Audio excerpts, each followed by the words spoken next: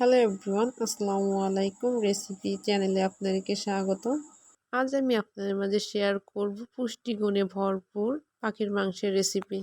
বাইরে ঝুম বৃষ্টি, হালকা ঠান্ডা ওয়েদার আর মেউতে থাকে যদি পাখির মাংসের রেসিপি, তাহলে তো আর কথাই নাই। চলুন দেখে নেওয়া যাক আজকের রেসিপি। এর জন্য প্রথমেই মাংসগুলো কেটে ধুয়ে পরিষ্কার করে রাখতে হবে।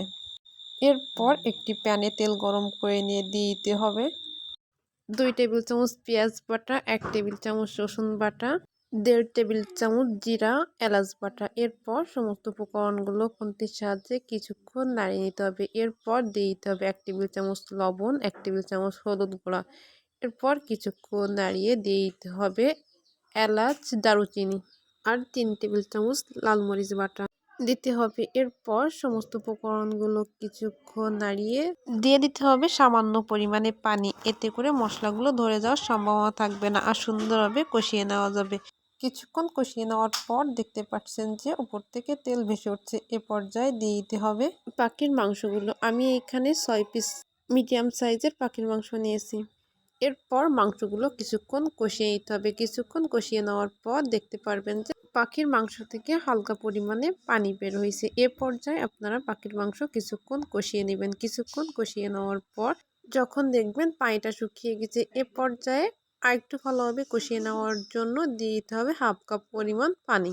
এরপর খুন্তির সাহায্যে মাংসগুলো কিছুক্ষণ নাড়িয়ে আরও কিছুক্ষণ কষিয়ে নিতে হবে। কিছুক্ষণ কষিয়ে নেওয়ার পর দেখতে পাচ্ছেন যে উপর থেকে তেল ভেসে উঠছে। এ পর্যায়ে দিয়ে দিতে হবে 1/2 টেবিল চামচ গরম মশলা গুঁড়া। এরপর কিছুক্ষণ নাড়িয়ে দিয়ে দিতে হবে আগে থেকে কেটে রাখা আলু স্লাইসগুলো। আপনারা চাইলে আলু না দিয়েও রান্না করতে পারেন। এরপর আমি আরও কিছুক্ষণ কষিয়ে নিব। মাংস যত ভালো করে কষিয়ে নেবেন, এতে করে মাংসের টেস্ট ভালো আসবে। আরও কিছুক্ষণ কষিয়ে নেওয়ার পর দেখতে পাচ্ছেন যে আলু মাংসের উপর তেল ভেসে উঠছে। এ পর্যায়ে দিয়ে দিতে হবে 2 কাপ পরিমাণ পানি। এরপর খুন্তির সাহায্যে কিছুক্ষণ নাড়িয়ে 20 মিনিটের জন্য ঢাকনা দিয়ে ঢেকে দিতে হবে। 20 মিনিট পর আবার ফিরে আসলেই দেখতে পাচ্ছেন যে তরকারি থেকে বলক উঠতেছে। এ পর্যায়ে খুন্তির সাহায্যে কিছুক্ষণ নাড়িয়ে দিয়ে দিতে হবে 1 টেবিল চামচ গরম মশলা গুঁড়া।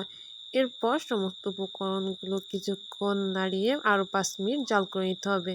কিছুক্ষণ জাল করে নেওয়ার পর দেখতে পাচ্ছেন যে মাংস থেকে অনেকটা পরিমাণে ঝোল কমে আসছে। এ পর্যায়ে গ্যাস চুলার আঁচটি বন্ধ করে দিতে হবে। তৈরি হয়ে গেল পুষ্টিগুণে ভরপুর পাখির মাংসের রেসিপি। এটি দেখতেও যেমন লোভনীয়, খেতেও সুস্বাদু, তাই আপনারাও বাসায় এইভাবে ট্রাই করতে পারেন। ভিডিওটি ভালো লাগলে অবশ্যই লাইক, কমেন্ট, শেয়ার করেন। পেজটিতে ফলো দিয়ে পাশে থাকবেন। আল্লাহ হাফেজ।